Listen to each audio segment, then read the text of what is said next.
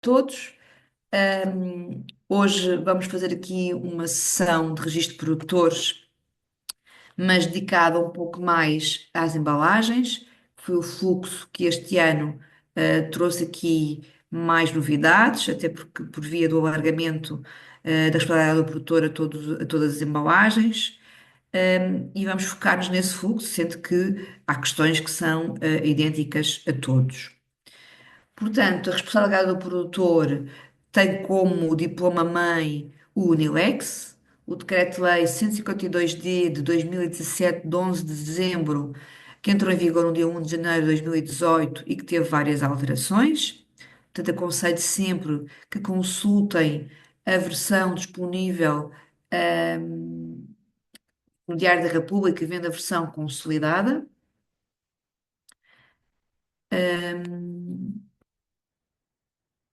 E também temos os fluxos específicos novos da Diretiva do Single Use Plastic, que está no Decreto-Lei 78 de 2021. Eu penso que estejam todos ouvidos em condições. Tem aqui um colega no bate-papo a dizer que não tem som, mas penso que seja só um problema dele. Já agora penso que possam confirmar no chat que estão a ouvir. Ahm, ok, obrigada, David. Portanto, temos aqui este tipo uma mãe e depois temos o 78 de 2021. A responsabilidade os fluxos específicos podem ser geridos de duas maneiras diferentes, ou com a responsabilidade do produtor ou com a responsabilidade do produtor detentor do resíduo. A responsabilidade do produtor, que é que a gente designa por RAP ou por EPR, tem ela depois dois métodos de gerir ou através do sistema integrado, ou através de um sistema individual. À data, não há sistemas individuais. Os sistemas individuais é quando o próprio se propõe a gerir o resíduo do bem que coloca no mercado e carece da autorização da API de GAI e não há nenhuma autorização neste momento válida. Os sistemas integrados é que nós designamos por entidades gestoras, que temos já alguma história em Portugal, com cerca de 30 anos. O produtor tem todo o resíduo. Quando o fluxo há regras próprias, mas é o produtor do resíduo que tem a responsabilidade. É o caso dos resíduos de construção e demolição. À data são o único fluxo que tem esta responsabilidade. O que distingue o sistema individual do sistema integrado? No sistema individual é quando há um só produtor do produto que faz tudo por tudo para recolher os resíduos dos seus produtos. Instala a rede de recolha, a rede de transporte, a rede de tratamento. No sistema integrado, existe uma entidade gestora que tem um NIF criado, é uma entidade criada sem fins lucrativos, para as quais os produtores do produto transferem a responsabilidade através de um contrato e mediante pagamento, e essa entidade gestora, além de criar a rede de transporte, tratamento, etc., também tem aqui um papel importante nas questões de comunicação e sensibilização, de investigação e desenvolvimento. Portanto, hum, é importante que percebam que não é só, no fundo, aderir e ela não faz mais nada. Ela tem aqui um papel que vai muito além disso. As entidades todas que nós hoje em dia conhecemos, são as que este slide apresenta, portanto, temos para as embalagens a mais conhecida de todas, a Sociedade Ponto Verde, porque tem quase 30 anos de existência, e depois a Novo Verde e a Eletrão, portanto, para resíduos de embalagem, e a partir, ou desde 1 de janeiro de 2025, para os copos de plástico não embalagem, que é um fluxo novo. Depois temos para as embalagens de medicamento primárias a Valor Med, e para as embalagens relacionadas com a agricultura, desde os fitofarmacêuticos, sementes, biocidas, rações, fertilizantes, a Cigeru. Para os pneus, a Valor Pneu. Para as baterias temos quatro, a Eletrão, a RP Portugal, a Valorcar, a EG+. Para os eletrónicos, a Eletrão e a RP. Para os óleos lubrificantes, a Sogilube. E para os veículos temos a Valorcar também, que além das baterias tem a Valorcar. No final do ano foram duas novas entidades licenciadas, a Único e a STR Portugal. A Único para os filtros do tabaco, que tem plástico, e a STR Portugal para o sistema depósito e reembolso de embalagens que entrará em operação em breve, para embalagens de bebidas inferiores a 3 litros, de PET e de alumínio e também de aço. Este cenário é o que nós temos em termos de evolução. Temos os fluxos Unilex e temos os fluxos da SUP, que são os de plástico, digamos assim, sendo que para tabaco já temos entidade gestora. Para toalhetes, balões e artes de pesca já deveríamos ter a 1 de janeiro de 2025, mas o setor ainda não se mexeu e ainda não entregou a cadeia de encargos. Os copos não embalagem foram integrados no SIGRE a 1 de janeiro de 25. Depois temos aqui esta perspectiva de novos fluxos, que é que até ao final deste ano teremos que ter entidade gestora para mobílias e colchões e para autocuidados. E depois, no âmbito da Diretiva Quadro de Resíduos, que está agora neste momento a ser negociada a sua alteração, os têxteis. Portanto, temos aqui ainda vários novos fluxos. Portanto, mobílias, autocuidados, têxteis, que estão na parte verde, digamos assim, do Unilex, e toalhetes, pavões e artes de pesca na parte da diretiva SUP, que é o Decreto-Lei 78 de 2021. Estes dois novos fluxos que estava a falar do Unilex, consegue-se perceber esta introdução através do artigo 2º do Unilex e as suas regras estão no 87A e no 87B. E antes de começar a falar de registro de produtores, importa também perceber que alterações é que o Unilex, em março do ano passado, trouxe com a publicação do DL 24/2024. Olhando para o artigo 22, temos então que, a partir deste ano, todas as embalagens são RAP. Este prazo já era conhecido, porque está na Diretiva Quadro, que foi publicada em 2018, portanto, deixou de haver o não abrangido, e daqui a pouco já explicarei quais são os passos que devem ser seguidos para que tudo corra bem. Para verem as condições da licença, quer da SPV no Verde e Eletrão, devem consultar o nosso portal. Portanto, elas tiveram licença publicada, em junho e depois foi feito um aditamento para incluir aqui as embalagens ditas do fluxo, não urbano. E podem consultar isso tudo no nosso portal, no separador das embalagens. No que diz respeito às embalagens reutilizáveis, havia aqui todos os anos um pedido nosso para preenchimento de um formulário que se tornou obrigatório por lei. É o formulário das reutilizáveis que tem que ser entregue à APA, à DGAI, à ERSAR até 30 de abril. Este preenchimento é de veras importante porque trata-se de uma obrigação da Comissão Europeia e nós precisamos desta informação para reportar a informação que nos é solicitada. Depois foi editado o artigo 23D, que é respeitante a embalagens reutilizáveis em regime de aluguer, que no fundo vem aqui reforçar aquilo que já se fazia, mas de uma maneira agora preto no branco na lei, que é que as empresas que alugam embalagens reutilizáveis, não são elas os embaladores, mas que alugam, seja primárias, como caixas da fruta, sejam terciárias, como as paletes, são elas as responsáveis por, no fundo, cumprir aqui estas questões, são elas responsáveis por preencher o formulário de Excel que há pouco referi, bem como fazer o registro de produtores na nossa plataforma. As embalagens reutilizáveis são aquelas que cumprem a função de fazer várias rotações. Tem-nos perguntado várias vezes como é que isso se verifica. Portanto, além da definição, há requisitos estabelecidos no anexo oitavo que tem que ser cumprido. E se for uma embalagem de grande consumo, as embalagens reutilizáveis obrigatoriamente têm um valor de depósito. Nas embalagens de produtos industriais, esse valor de depósito já é facultativo. E esses requisitos que há pouco referia, que estão no anexo oitavo, são quais? São aqueles que têm a ver com o número de rotações, portanto, ela tem que ser feita para fazer várias rotações, não pode ser de uso único, senão nunca seria reutilizável.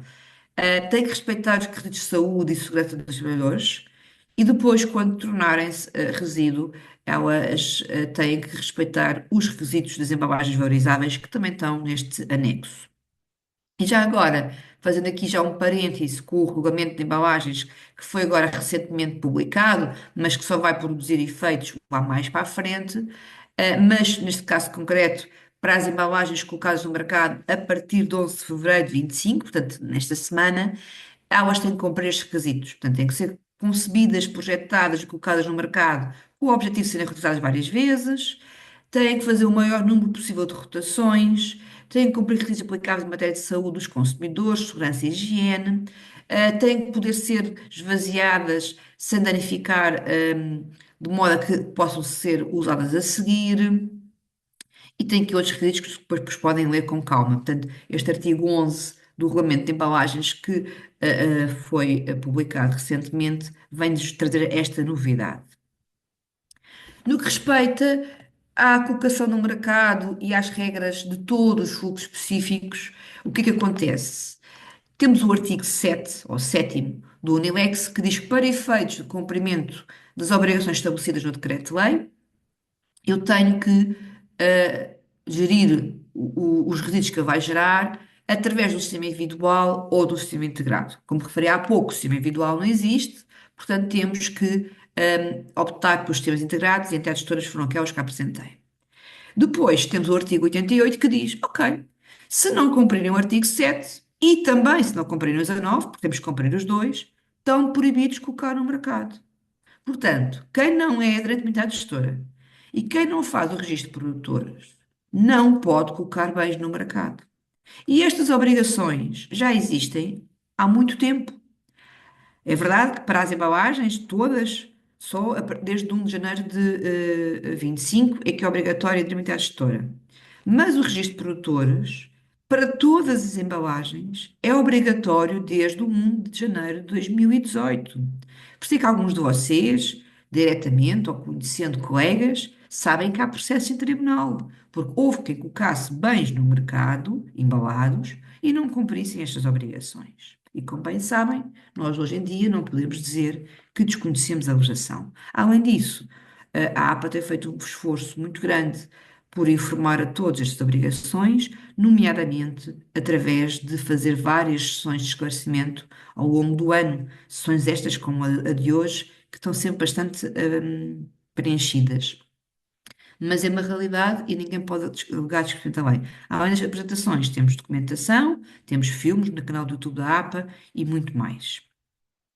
Posto isto, ok, eu tenho que aderir à gestora, tenho que fazer o registro de produtores, mas eu serei o produtor do produto. Ok, então vamos lá saber se sou ou não sou. E em caso de dúvida, se perguntar ao chat GPT, ele já vai responder, porque ele também já sabe matéria sobre isto. Já podem fazer perguntas que ele vai buscar informação do nosso portal acerca deste tema. Então, o produtor do produto está definido no Decreto-Lei 152D, no Unilex, e tem quatro linhas. Portanto, é aquela pessoa singular ou coletiva que está estabelecida em território nacional, portanto, na linha 1, na linha 2 ou na linha 3. Na 1 é aquele que fabrica, portanto, é aquele que transforma, é aquele que, no fundo, monta um produto. Na linha 2 é aquele que está estabelecido em Portugal e que, de algum modo, revende em marca própria. O terceiro também está em Portugal, mas que importa bens de outro país, seja Estado-membro ou não, e depois vai vender tal e qual como está, e é no fundo o primeiro produtor do produto no nosso país. Depois, na linha 4 temos então aqueles que estão estabelecidos noutro Estado-membro ou país terceiro, portanto não está cá em Portugal, e vende diretamente aos utilizadores finais, particulares ou não particulares. Esses utilizadores finais, particulares ou particulares, não vão colocar aquilo no mercado. E como tal, o responsável é o estrangeiro. E esse estrangeiro tem que fazer isto através de um representante autorizado. Depois nos leva também ao artigo 20. Recapitulando, temos então artigo 7, artigo 88, artigo 19 e artigo 20. Temos mais, mas estes são os importantes para saber quem é que tem que fazer o registro de produtores e são aqueles que estamos agora a falar neste momento. De uma maneira mais preto no branco, para quem não consegue interpretar bem a lei e que ainda tem dúvidas que é o produtor do produto, aconselho-lhes a consulta da Circular 1 de 2022, que está no nosso portal, que explica exatamente quem são estes e como é que são as suas responsabilidades. Em várias apresentações e também perguntas frequentes, este esquema aparece, que no fundo traduz a definição. Tem quatro elipses, que são as quatro linhas da definição, três, um azul mais escuro, porque são aquelas que estão estabelecidas em Portugal, uma azul mais clara, que é aquela que nos leva ao representante autorizado. Portanto, quando eu estou em Portugal, fabrico em Portugal e vendo em Portugal, eu coloco em território nacional, portanto, sou produtor do produto. Eu estou estabelecido em Portugal e peço a alguém para fazer o meu nome determinado produto embalado, eu coloco produtos no mercado. O exemplo que eu costumo dar é dos iogurtes, os iogurtes da Gerard Martins, da Pingo Doce, não é feito pelo Pingo Doce, que não tem uma fábrica de fazer iogurtes. É feito, por exemplo, pela Danone. A Danone não é responsável por declarar essas embalagens, mas sim a Pingo Doce.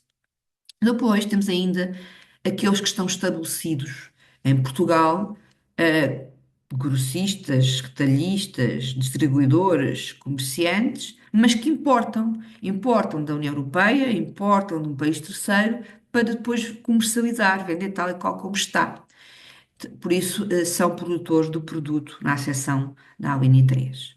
Temos ainda as vendas à distância, a particulares, a mim, Mafalda, por exemplo, que faço uma compra online de um computador, de um telemóvel, ou então do não particular que compra para a sua frota, por exemplo, compra 20 baterias para substituir as baterias na sua frota, ou que compra matérias-primas embaladas para depois produzir um bem. Portanto, ele não vai colocar isso no mercado, não é o português que vai introduzir coisas no mercado, é o estrangeiro, e ele, para cumprir as obrigações cá de adesão à entidade gestora e de registro de produtores, tem que ter obrigatoriamente um representante autorizado.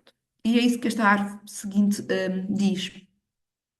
Portanto, se eu estou aqui nesta parte e vendo a particulares diretamente, e sou um estrangeiro, obrigatoriamente tem que ter cá um representante autorizado. É o representante autorizado que efetua o registro. É o representante autorizado que adere à entidade gestora. Se eu for um estrangeiro e vendo a distribuidores, e se este estrangeiro está sediado no Estado-membro, eu posso ter um representante autorizado, mas a obrigação é do distribuidor enquanto importador. Posso ter cá um representante autorizado. Para isso, vou exonerar os meus distribuidores. Tenho que lhes dar, no fundo, essa informação. E acontece.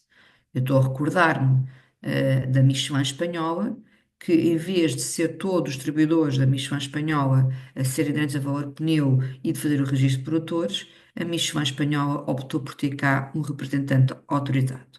Portanto, aqui é obrigatório, aqui no meio é um pode, e aqui nem sequer é hipótese. Portanto, quando eu sou um português e, no fundo, vou comprar a um país terceiro para depois voltar a comercializar, a obrigação é sempre minha. Eu sou o produtor do produto. A outra questão é, ok, eu sou produtor do produto, mas eu realmente coloco no mercado? Será que eu coloco?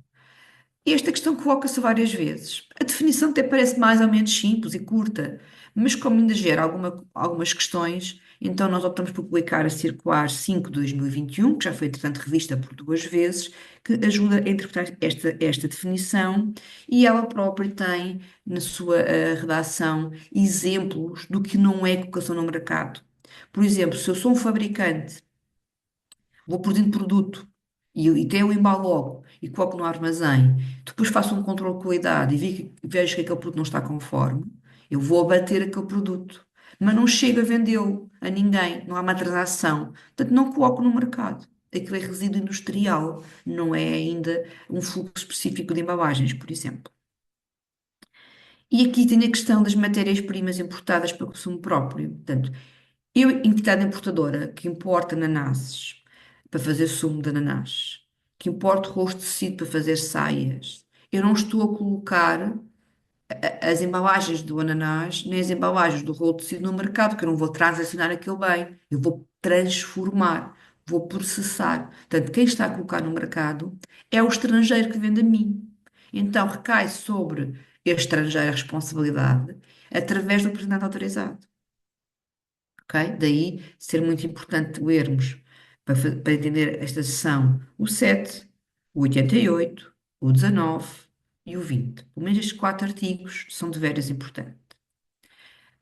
Também, como apoio à bibliografia, esta questão de colocação no mercado, nós temos o Guia Azul da União Europeia, que são regras que se aplicam em matérias de produto, mas os fluxos não deixam de ser produto, e esse Guia Azul está publicado em português, e a versão mais recente é de 2022 e podem consultar a mesma no nosso portal. De seguida, eu decidi colocar aqui alguns exemplos de situações para perceber se a responsabilidade é ou não é do estrangeiro ou nossa. Por exemplo, eu importo um motor para depois pôr num veículo. Esse motor avulso ainda não é um eletrónico, não é considerado um eletrónico. As embalagens do motor, bem como o óleo que vem desse motor, como esse motor vai ser incluído dentro de um veículo, eu não vou comercializar. Como não vou comercializar, no fundo, a responsabilidade é do estrangeiro que me vende a mim português e, como tal, tem que ter aquele representante autorizado. Caso semelhante à importação de parafusos que vêm embalados, e eu vou importar esses parafusos para integrar em portas, portanto, eu não vou vender os parafusos, então trata-se de embalagens de matérias-primas importadas para consumo próprio. Logo, a responsabilidade é do representante autorizado. É o exemplo, que tem aqui em termos de esquema. Portanto, o nível estrangeiro é que vende os parafusos, portanto, coloca as embalagens em Portugal, tem essa responsabilidade através do representante autorizado. O NIF português vai fazer as portas, portanto, não coloca os parafusos no mercado, vende as portas com os parafusos incorporados, ele vai ser responsável pelos resíduos de embalagem produzidos pelas embalagens dos parafusos, quando ficarem vazias, vai ter que contratar um operador para gerir esse resíduo, vai ter que fazer eventualmente me irrigar, mas o que ele vai declarar não é as embalagens dos parafusos, mas eventualmente as embalagens das portas, que quando são transportadas têm um bocado de protetor, o tempaletes, etc. Outro exemplo, e este é um slide que eu ainda nunca mostrei, portanto é um slide novo desta apresentação, hum, é aqui a questão da importação de peixe congelado. É um exemplo novo porque há duas situações. Porque se eu importo o peixe congelado e vou vendê-lo tal e qual como está e não desembalo, eu vou, eu sou responsável por todas essas embalagens enquanto importador. Mas se eu tiver essa mesma embalagem de peixe congelado e for transformar o peixe inteiro que comprei em filetes, já é uma matéria-prima. Como tal, não sou responsável pelas embalagens do peixe congelado, é o estrangeiro que tem que ter cá o representante autorizado, mas vou ser responsável pelas embalagens dos filetes que eu produzo. Essas sim eu vou ter que declarar. Eu realço mais uma vez que neste momento esta sessão é sobre produtos do produto, não é sobre produtor de resíduo. Estamos a falar de bens novos. De seguida, eu gostava de vos explicar que as diretivas comunitárias que deram origem ao UNILEX, pela sua transposição, estão a evoluir para regulamentos. Temos o regulamento de baterias, já com algum tempo, mais de um ano, e temos agora o regulamento de embalagens e muito em breve iremos ter o regulamento de veículos. Estes regulamentos são de aplicação direta, não carecem de transposição e têm definições um pouco diferentes. Chama a atenção para o regulamento de baterias para a definição 16, 17, 18, também 48 e 49. Pese embora as definições sejam diferentes, elas têm na sua base a mesma terminologia e as obrigações mantêm-se. Portanto, a 48, que é o mandatário para a responsabilidade do produtor, não é mais nem menos que o representante autorizado. E vejam que até remete para o artigo 8º-A da Diretiva Quadro, que fala exatamente destas questões. A 49 é a organização competente em matéria de responsabilidade do produto, no fundo significa entidade gestora. As obrigações são as mesmas. Portanto, ela vai cumprir as obrigações do RAP em nome de vários produtores. Foi aqui o que há pouco expliquei, por exemplo. Na nossa plataforma, vocês não vão ver a designação mandatária para a responsabilidade do produtor, vão ver ainda, e durante algum tempo, representante autorizado. Portanto, são dois termos para designar o mesmo com as mesmas obrigações. De modo semelhante, também se olharmos para o artigo 55 do Regulamento de Baterias, Vemos aqui, no fundo, o reforço do que eu estava a dizer. Os produtores só podem colocar baterias, mesmo aquelas incorporadas em aparelhos, no mercado do Estado-membro, se, no fundo, tiverem aqui cumprido as obrigações de registro, que no fundo é o nosso artigo 88. E depois podem ler com mais calma o regulamento e vão ver que as obrigações são já semelhantes àquelas que nós temos. E, no fundo, aqui quem tem que cumprir a responsabilidade do produtor para as baterias é o operador económico que põe na primeira vez em território do Estado-membro, que é aquilo que estávamos a falar, de quem é o produtor do produto, nível português em Portugal, que faz a colocação no mercado. De modo semelhante, o regulamento de embalagens, também no seu artigo 44, vem dizer que está obrigatório, a obrigação de registro, no fundo, prende-se aqui com quem coloca produtos embalados pela primeira vez no mercado ou que desembalem produtos embalados, sem serem os utilizadores finais, dessa questão. E depois diz mais: os produtores não podem disponibilizar embalagens ou produtos de embalagens no território pela primeira vez sem terem feito o registro. Portanto, a obrigação do artigo 88. Depois o artigo continua e refere que nós não podemos, no fundo, aqui a questão das taxas e como é que isto processa e o número de registro. Portanto, temos que assegurar que há um número de registro e o número de registro aqui em Portugal até é menos do que 12 meses, 12 semanas. E a gente que nós em 12 semanas tínhamos que dar. Portanto, tudo aquilo que nós já fazemos, este regulamento veio dizer. Em termos de definições, também temos aqui a definição disposição no mercado, e aqui refere a União Europeia, colocação no mercado, e depois temos disponibilização no território do Estado-membro, e essa é que nos interessa para efeitos de colocação no mercado. A definição, que ainda não está a produzir efeitos, de produtor, no caso das embalagens, vai ser um bocadinho diferente, porque entra aqui com o termo também de quem desembala. Portanto, quem desembala para depois voltar a embalar, é esta questão. O registro de produtores, produtores do produto, mais uma vez, é um módulo do CIRER, é aqui que nós designamos por registro de produtores. Começou no dia 1 de janeiro de 2018, quando as EHAs também se tornaram obrigatórias, quando a emissão de certificados de de VFVs também se tornou obrigatória para todos os veículos, e é mais um módulo. Os mais conhecidos são o MIR, que é o mais antigo, foi em papel durante muitos anos e agora é desmaterializado, os MRUs para quem tem resíduos urbanos, etc. As questões do CIRER estão no Regime Geral de Gestão de Resíduos e tem uma portaria que o regulamenta, que é a Portaria 20 de 2022. E temos exatamente que ir ao Regime Geral de Gestão de Resíduos, dos artigos 94 para a frente, e aí vamos ver que compete à Autoridade de Gestão de Resíduos ter este sistema. O 97 diz quem é que está obrigado à inscrição na CIRER. Além da inscrição, quem é que tem que submeter dados? Aqui no 98, eu coloquei aqui a boldo os produtores do produto e que informação tem que dar, no mínimo. É aqui no 99, a linha G. Depois, as contornações estão exatamente também no regime de gestão de resíduos e são três. Temos duas graves e uma leve. As graves são por falta de inscrição em cada um dos módulos.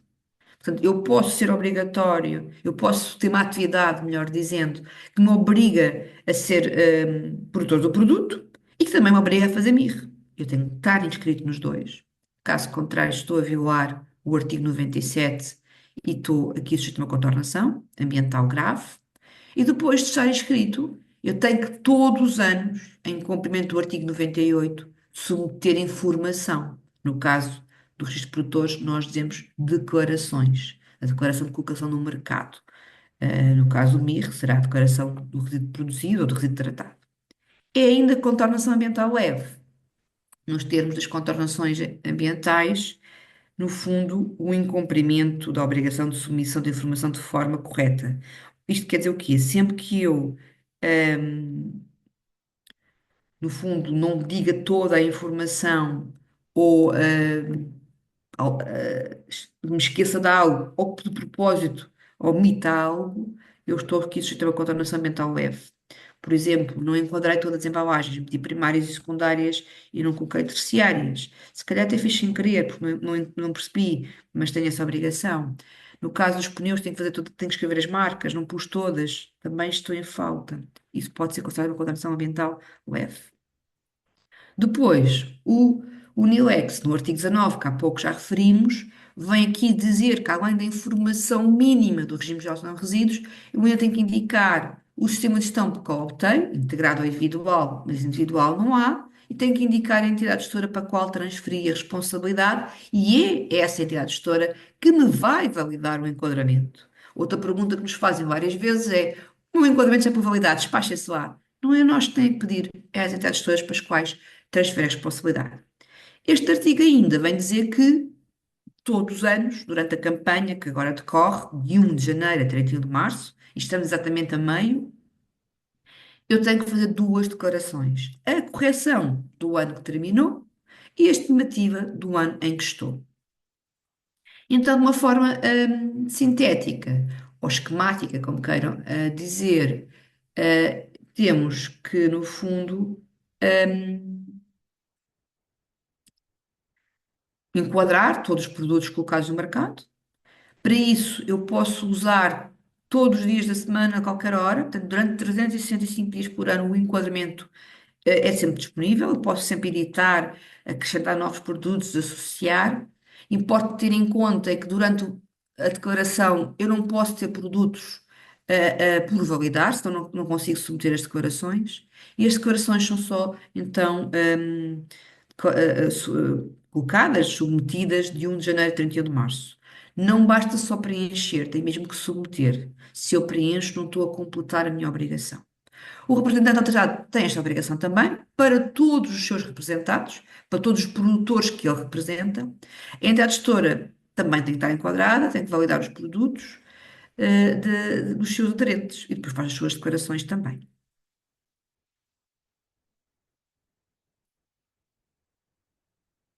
Portanto, se eu nunca estive no Celiambe, que já devia estar por outro motivo qualquer, nem que fosse para ter um furo de água na minha casa no Alentejo, por exemplo, tenho que estar no Celiambe, é o primeiro passo. Depois faço um enquadramento e depois faço um enquadramento faço as declarações todos os anos. O enquadramento, uma vez bem feito, não tem que voltar a alterar. Quem valida o enquadramento, como há pouco referi, são as entidades gestoras e elas, para o efeito, têm 30 dias para o fazer. Portanto, se ainda não têm os enquadramentos bem feitos, estamos a 15 de fevereiro, elas têm 30 dias, vamos para 15 de março, só vos sobra 2 semanas para depois fazerem as declarações. O conselho que nós costumamos dar é que alterem os enquadramentos sempre de abril a dezembro, excepcionalmente, como há algumas situações que aconteceram este ano, em janeiro, para que depois tenham tudo validado, para que possam submeter as declarações com algum conforto durante o mês de março. Porque também se deixa muito para o fim, depois tem muitas dúvidas, muitas perguntas, e nós não vamos ter capacidade de responder a tudo. Nós somos sempre os mesmos ao longo do ano, portanto, não conseguimos suportar todos os picos. Os fluxos, depois de enquadrados, ou aliás, depois de submetido o processo, podem estar enquadrados, incompletos, cancelados. Enquadrado é depois da entidade gestora, ter validade, não é? O incompleto é quando há alguma questão por validação e aí não posso submeter declaração. Portanto, no estado em que estou-vos aqui a apresentar, com as embalagens e os eletrónicos enquadrados, mas as baterias não, eu não consigo submeter a minha declaração. A declaração é única para todos os fluxos, que eu, tenho. Hum, Muitas outras perguntas nos surgem acerca do indeferimento. Do género, o meu produto foi indeferido, mas não sei porquê. Está escrito na plataforma, porque a entidade gestora ou nós, a APA, quando interferimos, a APA interfere os sistemas virtuais, temos que selecionar os motivos pré-definidos e depois temos um campo de escrita livre para explicar um pouco mais. Portanto, que este é o caso que está a mostrar. Alguém tentou enquadrar embalagens não reutilizáveis de grande consumo no sistema individual. Como não há sistemas individuais, no fundo, autorizados em Portugal, nós interferimos e explicamos porque é que interferimos e como é que têm que fazer para conseguir corrigir a situação e, no fundo, os passos do capítulo. Para consultar o motivo de indeferimento, têm que ir à vossa área, ir à parte do enquadramento e pressionar detalhes para ver esta informação. Depois da validação, Os produtos inseridos, estão enquadrados, é-me atribuído o número de registro onde eu não tive, o PT, e eu posso ver essa informação no certificado de registro. E esse PT é aquele número que eu tenho que pôr na fatura, como daqui a pouco já vamos também falar um pouco mais sobre o tema. Então, eu estou enquadrada e quero submeter as minhas declarações. E faço a pergunta do género, que também é uma pergunta comum: eu não vejo as declarações. Pois não vê. As declarações só aparecem quando vocês fazem no botão mais nova declaração e fazem adicionar e aparece a correção de 24, que é do ano passado, e a estimativa deste ano, que é de 25, e depois selecionam. Pode não vos aparecer uma delas, caso não tenham tido produtos enquadrados nesse ano, porque nas declarações só aparece os produtos enquadrados nesse ano. Portanto, são vocês, no fundo, que têm que criar as declarações. As declarações, depois de criadas por vós, aparecem as linhas. Neste caso, temos um produtor que tem embalagens e lubrificantes. Aparecem aqui as linhas para preencher, com a quantidade e com as toneladas. Eu clico no lápis, abro-me o campo para eu preencher.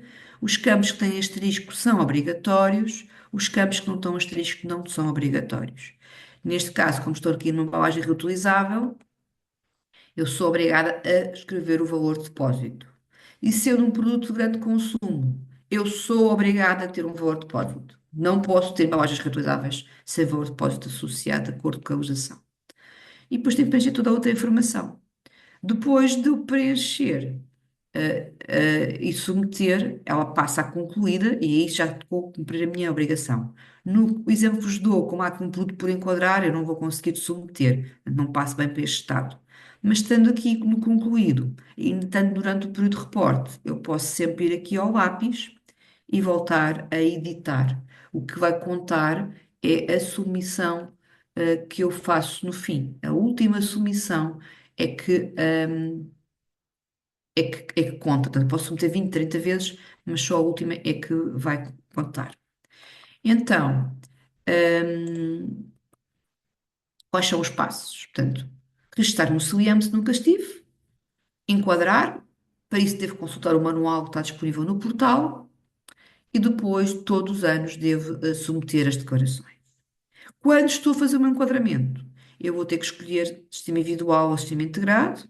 Sistema individual, como eu disse, não há nenhum autorizado, carece de autorização da API da DGAI, custa cerca de 7.000 euros em termos de taxa de licenciamento e não há nenhuma. Então temos as entidades gestoras. As entidades gestoras são várias, são aquelas que há pouco mostrei que também estão aqui sintetizadas. E para elas eu tenho que pagar uma prestação financeira consoante o material e as quantidades que eu coloco no mercado. Essa prestação financeira, é um valor aprovado pela Direção-Geral de Atividades Económicas, e permite, no fundo, transferir a minha responsabilidade. Portanto, estas são as atuais entidades gestoras para as quais neste momento é possível estabelecer contactos. Portanto, temos os copos de plástico, que é o fluxo novo, com o eletrão no verde e cidade de Ponto Verde, desde 1 de janeiro de 2025, e temos todas as embalagens no âmbito das entidades gestoras, desde também 1 de janeiro de 25, e podem encontrar essas questões nas licenças da SPV,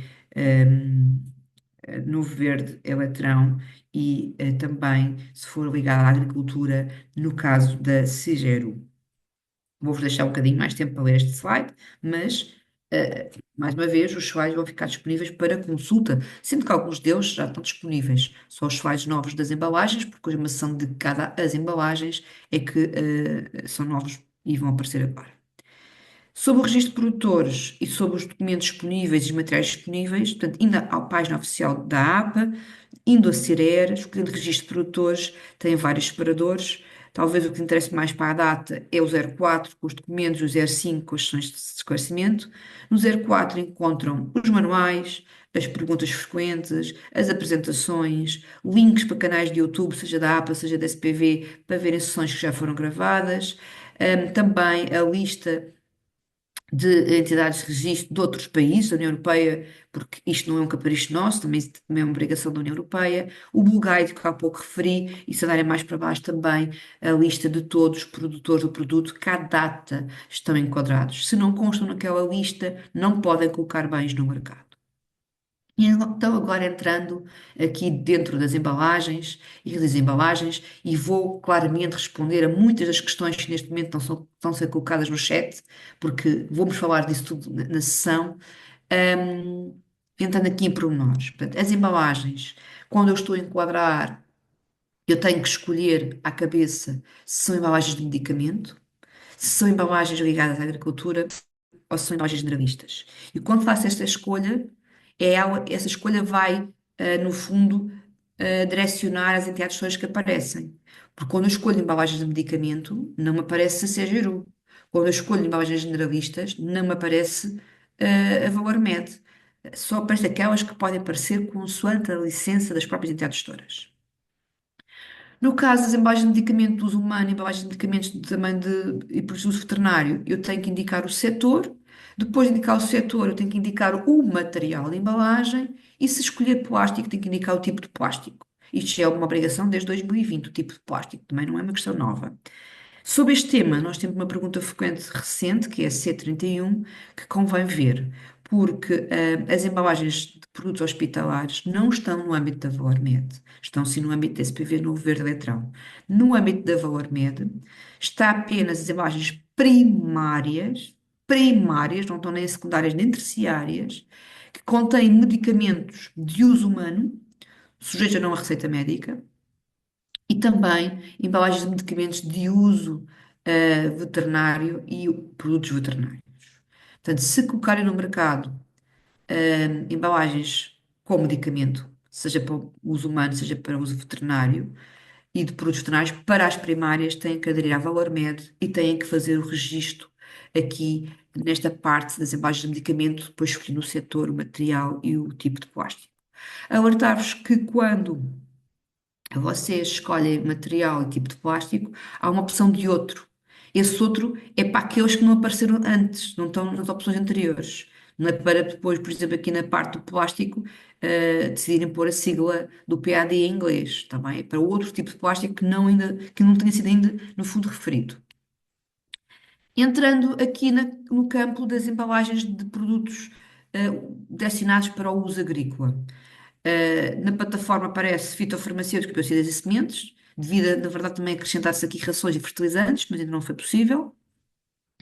E é aqui que devem declarar todas as embalagens que estão no âmbito no fundo, do âmbito da CGRU, sem especificar se são primárias, secundárias ou o que seja. Portanto, é aqui que metem todas as embalagens do seu âmbito, de fitofarmacêuticos, biocidas, sementes, fertilizantes, rações.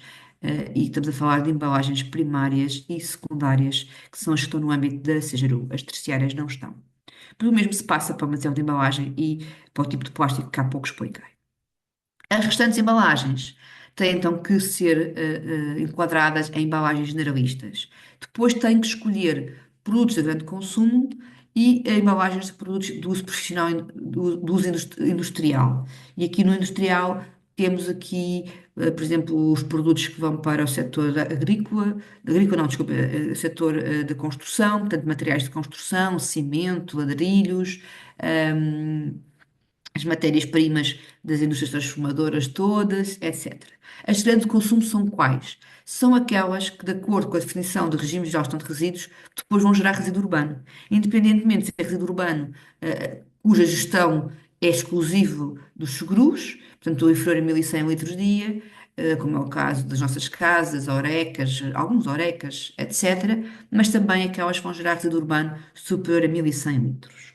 Depois de conseguir distinguir as de grande consumo, as embalagens de produtos industriais, eu tenho que escolher se é reutilizável ou não reutilizável, e depois, consoante o ramo desta árvore em que estou, primária, secundária e terciária, que é a categoria, na de grande consumo ainda tenho mais pormenor, sacos de caixa, embalagens de serviço sem sacos de caixa, e além do material e o tipo de plástico que tenho que declarar, no caso dos sacos de caixa, e também por uma questão de reporte à Comissão Europeia, eu tenho que indicar o tipo de material e ainda a espessura da parede desse saco.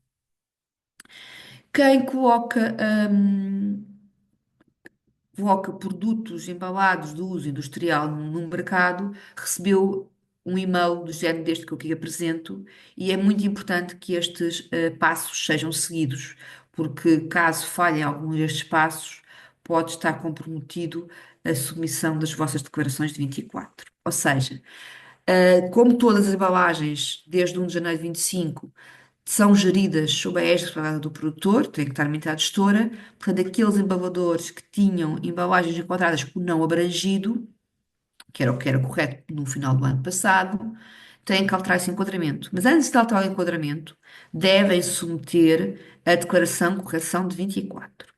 Depois, devem desassociar esses produtos com a data de 31 de dezembro, não é 1 de janeiro, é 31 de dezembro de 24, porque foi o último dia do ano, e depois então passam a enquadrar as embalagens que têm a 1 de janeiro de 25, indicando qual a entidade gestora para a qual transferir a responsabilidade.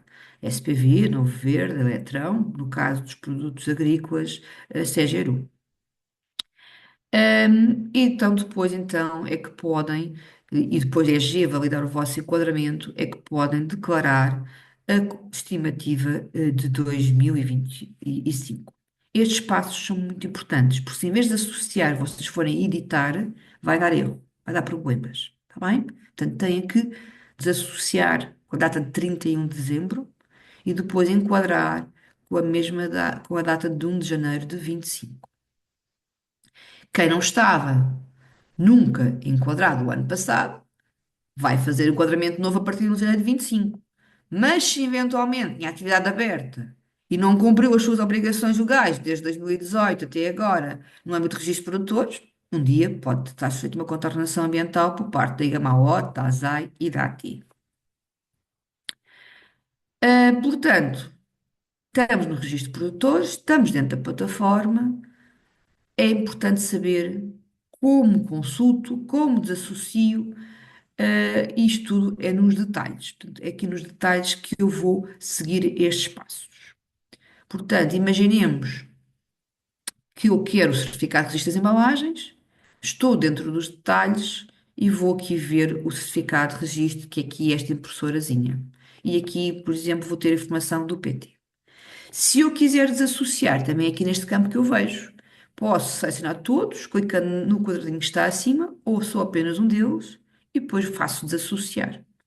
E fazendo associar, deixo de estar aqui enquadrado na entidade gestora e deixo de ter estes produtos. Depois, para editar, é diferente. Aí é que eu vou adicionar novos produtos. Uso o editar para novos produtos. Portanto, eu sou aqui um produtor e embalador para vários fluxos, vou ao botão de editar, já não vou ao botão da lupa dos detalhes, então é diferente, vou editar. Dentro de editar, eu sou produtor e embalador, já não aparecem as outras opções, porque eu não posso ser representante autorizado e produtor embalador ao mesmo tempo, aliás, internacional ao mesmo tempo. Escolho próximo, deixo de estar no tipo de enquadramento, passo para os fluxos, tem a listagem, eu posso somar, se for o caso, por exemplo, posso somar os copos, que é um fluxo novo deste ano, ou então eu estou nas embalagens e é aqui que eu quero pôr novas embalagens, faço próximo. Fazendo próximo, então aparece-me o separador com os vários fluxos, entro nas embalagens, que é aquilo que eu quero, faço novo produto e quando faço novo produto vou ter que selecionar todas as opções. Tenho sempre um izinho que me ajuda a escolher a opção, abre-me um campo de texto que me explica o que é isto e depois vou selecionando, tipo de embalagem, o setor, se é reutilizável ou não reutilizável, a categoria, o material, como disse, plástico, tem que dizer PAD, os campos de asterisco são obrigatórios, tipo de gestão, e depois tenho que selecionar, então, uma das entidades gestoras. Aparecem estas três, porque estamos dentro das grandes de industriais, não reutilizáveis. Se eu pusesse reutilizável, não me aparecia nenhuma delas. Uma pergunta que nos fazem acerca desta questão que tem a ver com as embalagens de produtos industriais, tem muito a ver com as paletes, e o que eu digo-vos sempre é para irem ler as FAQ, desculpem lá a minha frontalidade, porque está escrito nas FAQ e isto depende. Portanto, se só me perguntarem se é obrigatório registro de paletes, a resposta é depende, tem que dar mais informação, depende se é reutilizável, se não é reutilizável. Então, o conselho é que leiam as FAQ 29 e 19 também do mesmo capítulo, do capítulo C. Na 20 ainda explica o que é que eu devo fazer quando eu aproveito embalagens reutilizáveis. Na 21 Explica também a responsabilidade, e aqui temos a questão de eventualmente das exceções, porque há exceções para as embalagens de serviço reutilizáveis, bem como aquelas que eu referi há pouco para o regime de aluguer. Portanto, convém aqui ver também, além da 19 e 29, a 20, a 21, e também a 30. E a 30 é, se calhar, aquela que mais diz acerca de todas as questões que estão a ser colocadas aqui hoje no chat, que têm a ver com o alargamento ao RAP, no fundo, para todas as embalagens desde 1 de janeiro de 2025. As perguntas frequentes, como há pouco referi, estão disponíveis no portal oficial da APA, indo a CRER, indo a registro de produtores, vão ao separador 4 dos documentos e lá nos documentos, além do manual, está também as perguntas frequentes. Aconselho a que não imprimam, porque nós com alguma frequência vamos atualizando e vamos acrescentando as FAQ. Se colocar no Google factos de registro de produtores, também lá vai parar ao link, certamente. Então, eu sou produtor do produto, eu coloco no mercado, mas será que aquilo que eu tenho são embalagens? Então temos que ver se são embalagens ou não são embalagens. Então, a definição está no Unilex. Ela diz que a embalagem, qualquer coisa que sirva para conter, proteger, movimentar, manusear, entregar e apresentar. Estes verbos são muito importantes. E se eu falar em conter, acho que todos nós conseguimos visualizar qualquer embalagem que contenha um líquido, água, detergente, portanto, é uma embalagem porque está a conter. O proteger, movimentar, manusear e entregar, mas as três primeiras, proteger, movimentar, manusear, já nos leva às terciárias, às cintas, aos filmes, às paletes. O entregar já aqui leva-nos às embalagens de serviço. E o apresentar, que é aquele mais difícil, tem efetivamente a ver com as etiquetas. Esta definição, como vêem, leva-nos aqui para o anexo 2 do decreto-lei que estamos aqui a falar do Unilex. Esse anexo 2 tem três critérios, critérios esses que são válidos hoje, mas com a entrada depois do regulamento em produção de efeitos poderá ser um bocadinho diferente. Portanto, a definição de embalagem tem a ver com a sua função também. E um artigo que é parte integrante do produto e que é para ser consumido e eliminado em conjunto, já aqui tem questões diferentes. Portanto, um cabide é embalagem ou é produto, a cápsula pode ser as duas coisas também. Portanto, no caso dos cabides, pensem sempre, ok, eu vou a uma loja, tenho a t-shirt, a camisa pendurada no cabide, ela está a embalar a embalagem, é uma embalagem. Mas se eu for comprar cabides para pôr dentro do meu guarda-fato, esses cabides são produto. As cápsulas de café, que neste momento não consigo, no fundo, ahm, retirar de lá o café dentro, não é embalagem, mas se for uma saqueta da qual eu consigo abrir, extrair o pó, dissolver com água ou com leite, esse pacote já é, uma embalagem. O outro critério tem a ver com a embalagem de serviço, aquela que é cheia no ponto de venda. Portanto, quando me dirijo a um balcão e digo que quero meio frango assado, ou quando me dirijo a um outro balcão e digo que quero 10 pregos ou algo do género, e aquilo é cheio no momento em que eu peço, consoante aquilo que eu peço, estamos perante uma embalagem de serviço. Acontece também sem haver um contato com outra pessoa, por exemplo, naquelas máquinas dispensadoras de café, eu meto a moeda e sai-me um café. Esse copo é uma embalagem de serviço. Dar-vos nota que os talheres não são embalagem. Depois, o critério C leva-nos aqui às etiquetas para apresentar, que podem estar a pensas ou a postas, e aos utensílios de dosagem, tanto aos copos para os detergentes, portanto, tudo isto faz parte da embalagem e tem que ser declarada juntamente com a embalagem. Ou seja, eu tenho que declarar todos os componentes da embalagem, incluindo os rótulos e as etiquetas, bem como os utensílios de dosagem. Depois, estou perante uma embalagem, eu preciso de saber se essa embalagem é de venda, se é agrupada, se é de transporte, porque eu, no registro de produtores e também nas entidades gestoras vou ter que distinguir. A embalagem de venda, que é o que nós designamos por primária, é aquela que é concebida para ser aquela que vai ser vendida. E o mesmo produto pode ter várias unidades de venda. Veja um exemplo que aqui nós estamos a dar de um perfume que tenho uma embalagem primária de vidro, uma embalagem primária de cartão, uma embalagem primária eventualmente de plástico. E a unidade de venda de tudo isto, porque está a vender o perfume. As grupadas ou as secundárias podem ser multipack ou não multipack, consoante se tem ou não tem um código de barras, e no fundo elas agregam um número de unidades de venda. Temos aqui o exemplo da leite com chocolate, com 6 garrafas de leite, mas podia ser de águas ou de outra coisa mais.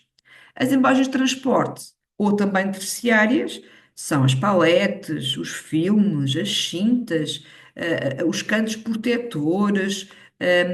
Pronto, e aqui há uma exceção que é os contentores de transporte, aqueles contentores rodoviários, marítimos, etc., hum, não são consideradas embalagem. Aqui tenho alguns exemplos, por exemplo, aqui tenho então caixas de cartão que têm estes rolos lá dentro, que depois estão aqui filmados e em cima de paletes. Portanto, o tubo que está dentro deste rolo, que podia ser de cartão, é a embalagem primária, que isto é a unidade de venda. Dentro de uma caixa de cartão, que é a secundária, o filme e a palete são terciárias. Eventualmente, este rolo até há de ser depois uma embalagem terciária quando estiver a embalar, por exemplo.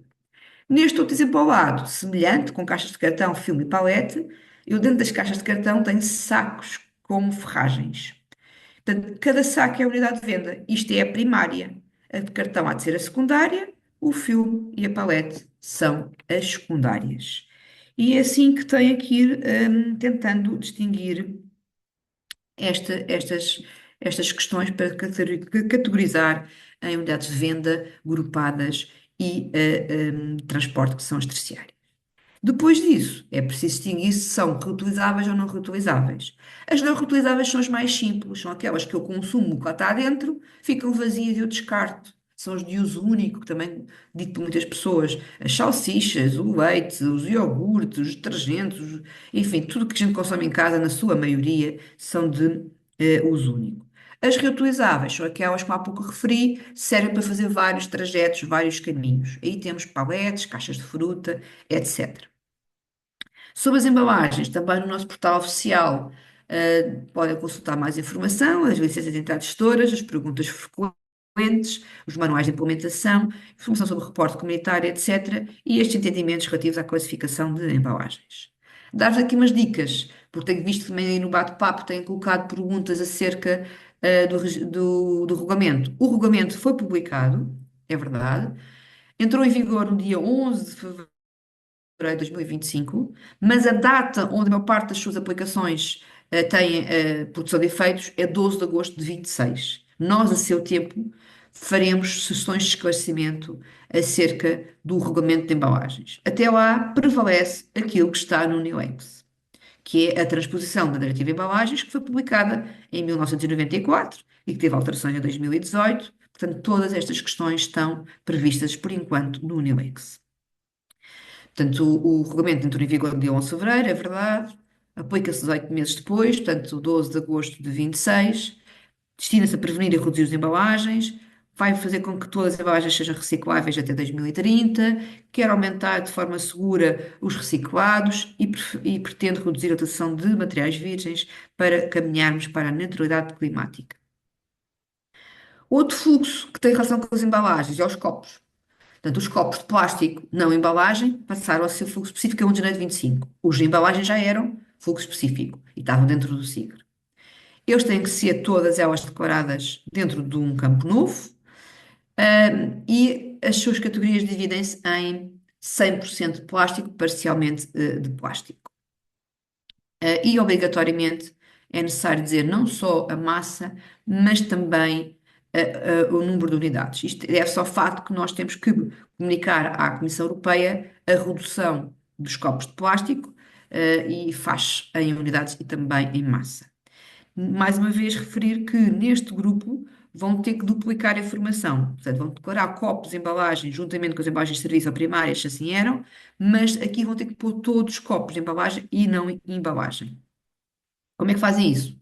Vão ao enquadramento, fazem editar, fazem próximo, adicionam um novo fluxo que é copos de embalagem e vão escolher se são fabricantes e importadores, ou as duas coisas, e depois vão escolher os novos produtos e aqui podem pôr 100% plástico ou parcialmente plástico ou as duas coisas. Dizem na declaração, e como tudo isto que estão a dizer é verdade, fazem submeter e depois uma das três entidades gestoras vão, no fundo, aprovar o vosso enquadramento e os produtos passam a estar validados e podem fazer a estimativa de 2025. Os copos, não embalagem, é uma obrigação da diretiva do Single-Use Plastic. Esta diretiva aborda vários itens, portanto, varetas, talheres, balões, recipientes, etc. E os copos têm aqui a questão de abranger as embalagens e não embalagem. E dentro da embalagem temos reutilizáveis e não reutilizáveis.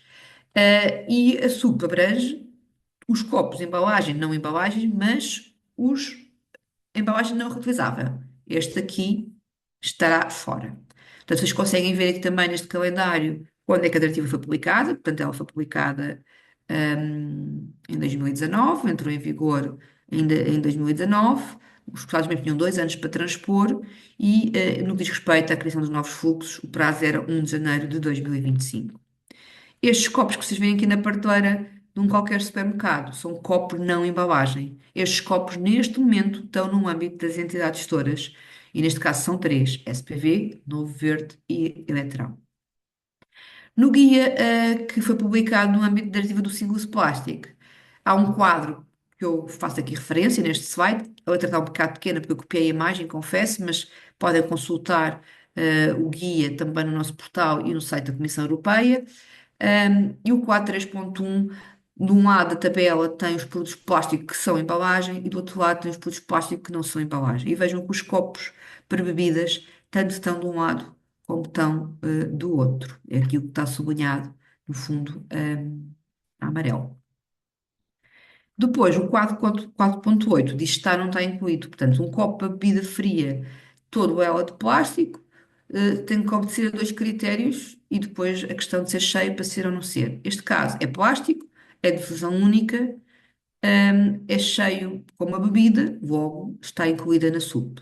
Tudo o que é incluído na SUP está no âmbito da entidade gestora. Portanto, os copos passíveis de ser reenchidos, vendem no comércio a retalho para várias utilizações. Como é que tem várias utilizações, não é? Tem aqui o não, já estão excluídas, porque o copo é reutilizável. Agora, importa perceber se é embalagem, não é embalagem, reutilizável, não reutilizável, para perceber que se é um copo ou não é um copo de bebida.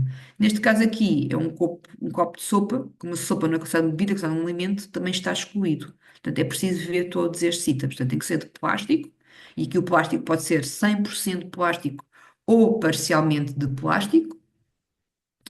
Depois temos a utilização única e temos se é para pôr ou não é para pôr bebida. Portanto, temos os critérios gerais e o critério específico. Se cumpre os três critérios, está no âmbito da diretiva Single-Use Plastic. O que distingue um copo de embalagem de um copo não embalagem é se embala ou se não embala. Portanto, um copo de embalagem é aquele, por exemplo, que eu vou a uma prateleira do supermercado e tenho lá um café e compro, portanto, é uma embalagem. O não embalagem é aquele quando eu vou à prateleira do Jumbo ou do Intermarché e compro uma manga com copos vazios. Eles não estão a embalar nada, são não embalagem.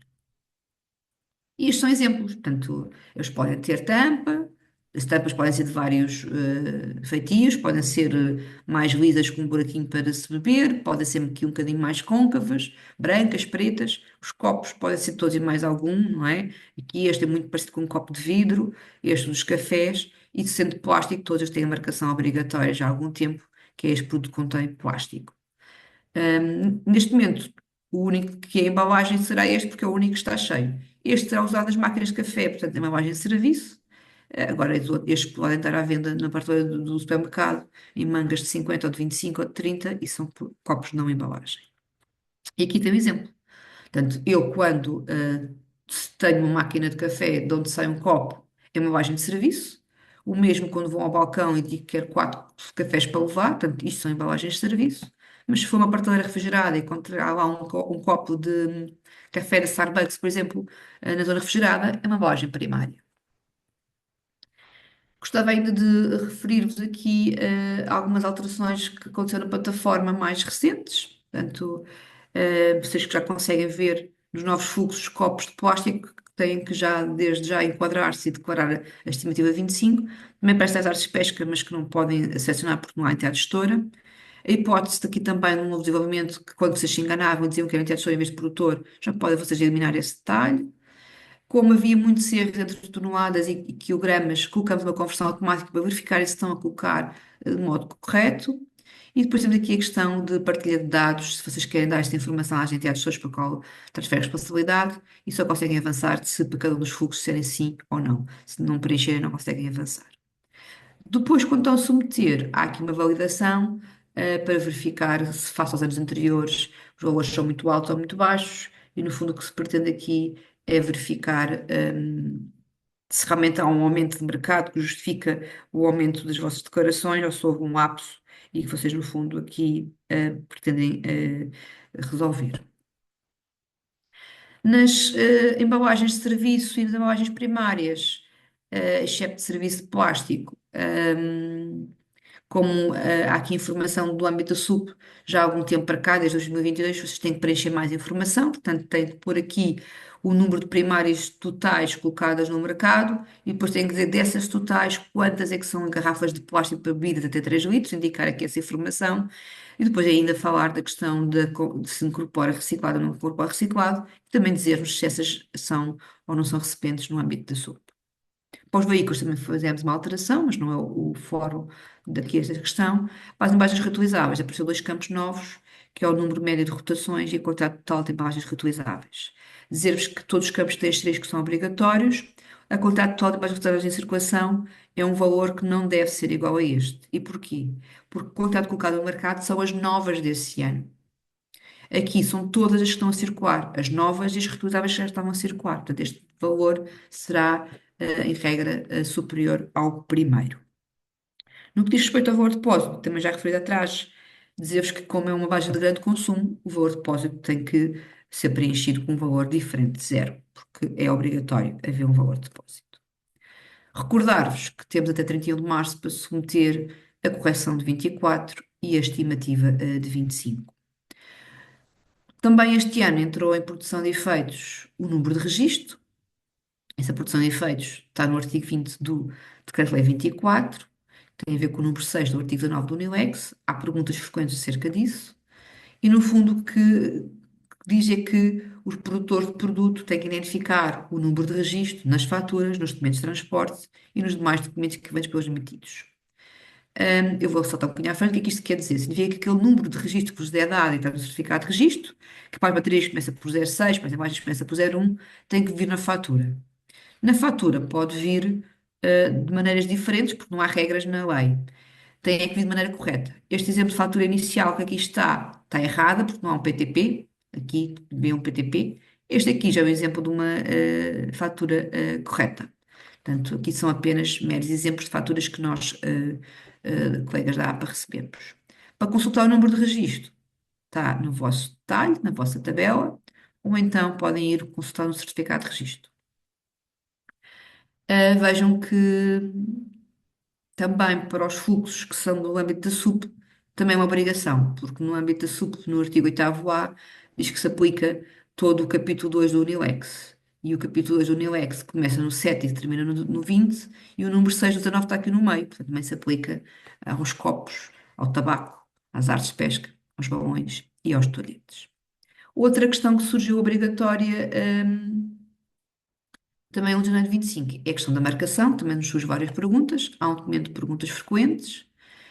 A marcação em si não é obrigatória porque há uma opção, daí na A5 nós dizermos que é uma opção e dizermos que para, no fundo, o consumidor saber melhor onde colocar o resíduo da sua embalagem, deve-se fazer marcação ou uma frase e também, ou então a alternativa à linha B. Portanto, é uma coisa ou outra, é optar por uma das opções.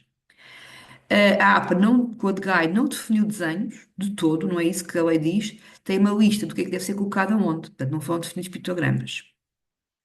Neste slide tem alguns exemplos corretos e outros nem tanto. Portanto, esta embalagem é uma embalagem de leite de coco que é de metal e tem o rótulo azul. E então escreveu aqui colocar no amarelo e colocar no azul. Colocar no amarelo o ferro, que é o que está aqui, colocar no azul o papel, que é o que está aqui, colocar aqui estes dois símbolos. Aqui, cá não se percebe muito bem, mas isto era uma embalagem de 4 paiões de fruta que são feitos de plástico, envolvidos numa parte de cartão. Portanto, aqui diz o cartão no azul, o copo que é de plástico para colocar no amarelo. Aqui a garrafa é de vidro, portanto, tem aqui o ecoponto verde, está um bocadinho despercebido. Aqui é uma embalagem de uma conserva, era de plástico, portanto, colocar aqui no amarelo. Aqui pasta de dentes, também colocar no amarelo. Este do meio é que não está muito correto, porque não diz qual é o ponto, e se eu for ao QR Code, o QR Code não cumpre o que está na linha B, não me diz onde é que deve ser colocado. Dá-me a informação do produto, mas não de onde deve ser colocado. E isto vai ao encontro do que está no artigo 12 do Regulamento de Embalagens, que eu devo dizer que a Comissão, inclusive, vai aqui emanar à discussão para prever uma rotulagem harmonizada, e o que ela quer, no fundo, é que os produtos digam em que receptáculo pode ser colocado, não é? Portanto, ter o símbolo azul aqui e o símbolo azul acolá também. A listagem, vocês podem consultar, está publicada no nosso portal. Esta marcação que nós referimos do artigo 28 não deve ser confundida com esta. Esta marcação, que é feita nas embalagens de alguns produtos, é obrigatória desde julho de 2021, mas deve-se aos produtos que são SUP, portanto, os copos para bebidas, que ainda agora estivemos a falar da questão de ser um fluxo novo, o tabaco, os toalhetes e há também aqui os produtos de higiene feminina que eu não coloquei. Portanto, isto são marcações obrigatórias, que têm regras próprias, quais são as cores que se pode usar, as dimensões, etc.